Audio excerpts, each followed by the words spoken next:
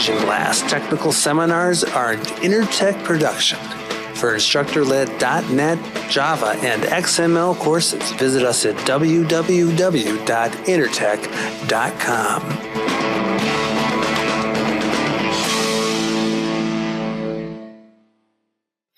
This time, rather than enter username, let's use, we can either use this insert parameter, or you can just type in the @ sign. And what that's going to do is it's going to create a little grid down here for us and allow us to enter parameters for these things. So I know that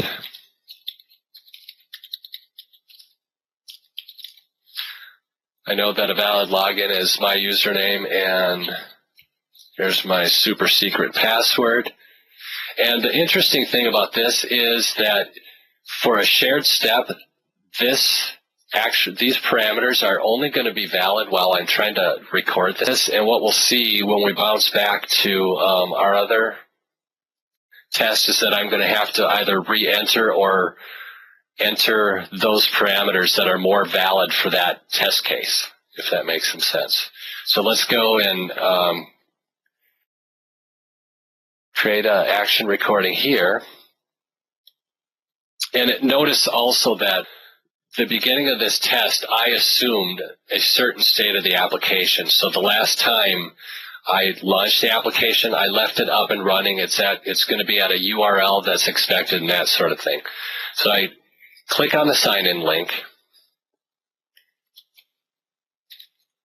For enter username, this is kind of nice. You click on this underlined link, come over here, hit Control-V. Goes right in there for you. And if you actually try and right-click paste, this doesn't work. Hopefully that's just a bug in the RC. You do have to hit Control-V and click Sign in now. And our shared steps.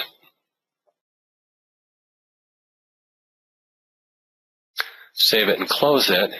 And just by way of answering an earlier question, I just want to see if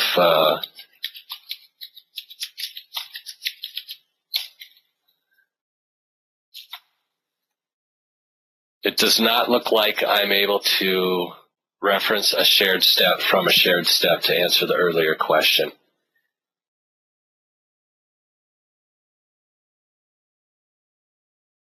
Okay, so now if I go back to my original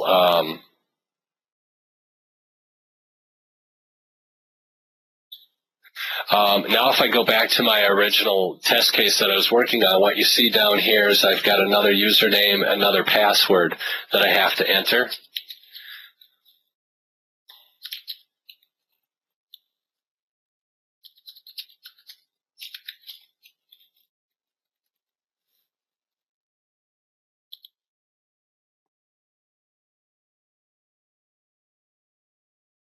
Okay, now we're going to do another run here.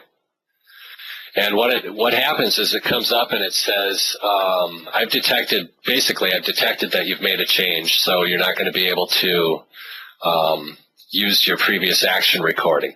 So what I want to do is create a new action recording, and I'm going to start the test. And since I've already created action recordings, if you ever get into a test and you're clicking around and you've done something you don't want recorded, you can just go ahead and hit reset here, reset the test. So I want to come in and start the test. Since I've already got a recording for these shared steps, I can just go ahead and click those.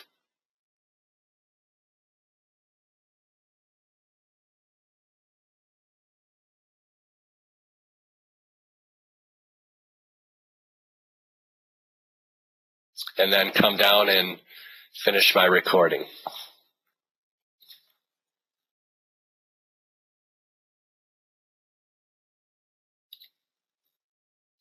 I think what we're seeing here is the IIS is actually running on my box right now, and I had another IE open, so we're seeing some session funnies here. This is really not a part of the test. This is just kind of a code issue in an unrealistic environment. That's why we're seeing a quantity of 4 in here already.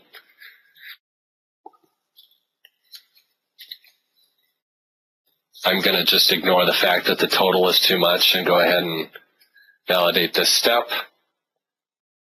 And I'm going to close the app.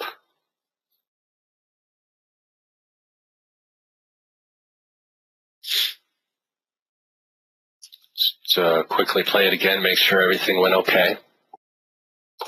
We need to end it first.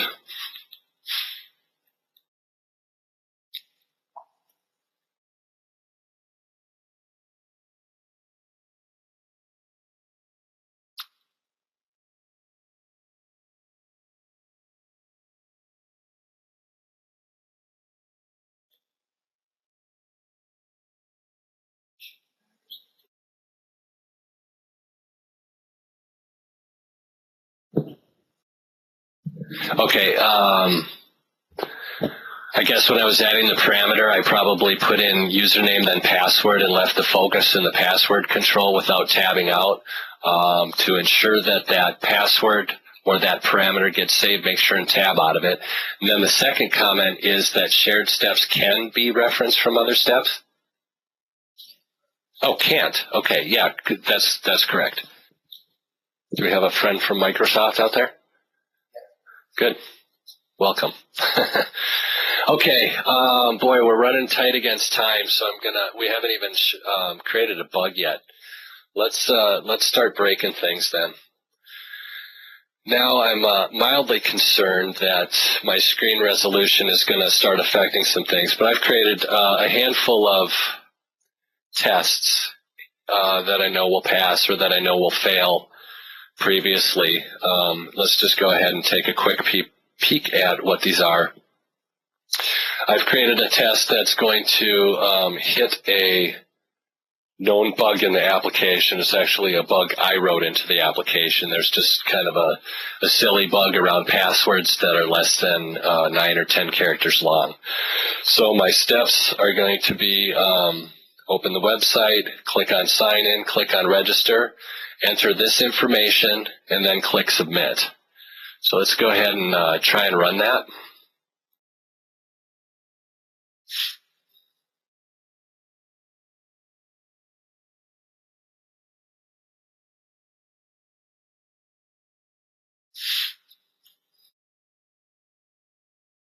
If what? Sure. Okay. Yeah. The question was, hey, can we finally see a test fail, and what's it look like? And that's what I'm running through right now. All right. We're going to have a screen resolution problem here. Let me see if I can.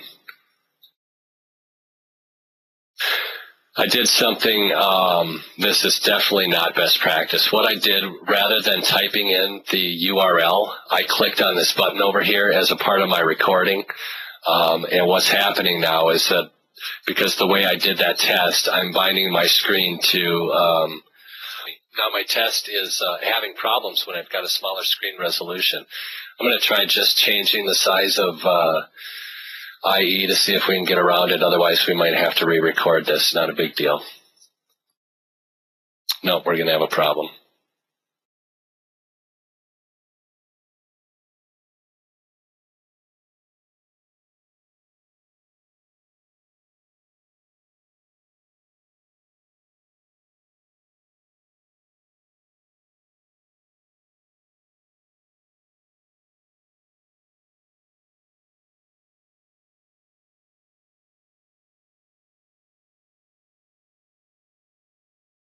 Okay, so now rather than going to the button, we're going to do what I should have done in the first place.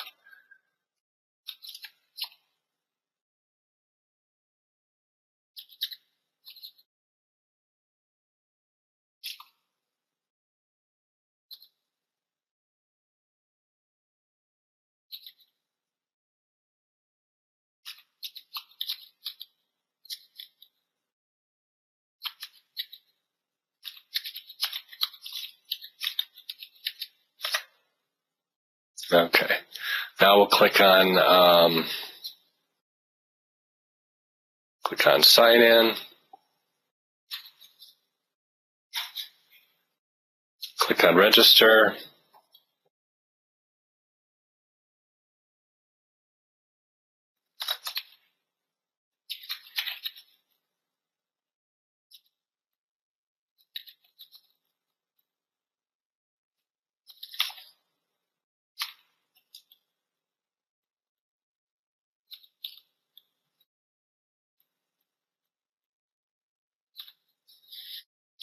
Hit submit.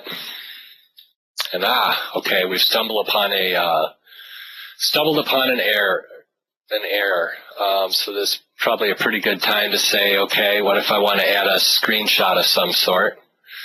So I selected my create rectangle screenshot, attach that there. I should have attached it down here, but that's okay. And then what I want to do is create a bug. For more free learning resources and to see the latest lineup of our instructor-led.net, Java, and XML courses, visit us at www.intertech.com.